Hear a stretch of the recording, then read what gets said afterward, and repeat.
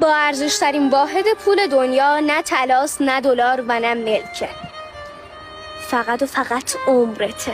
تو میری یه قهوه برای خودت سفارش بدی، فروشنده بهت میگه 100,000 تومان. دست میکنی تو کیسه عمرت، 1 ساعت از عمرتو میذاری رو میز و با یه قهوه معاملش میکنی. آدمایی که دور تو هم و دارن وقت تو رو میگیرن، در واقع دارن عمرتو بالا میکشن و این بزرگترین کلاهبرداری تاریخه. بدون که با ارزشترین دارایی تو کجا خرجش میکنی، چون وقتی به خودت میای میبینی که موهای سرت سفید شده و کل سرمایت رو از دست دادی.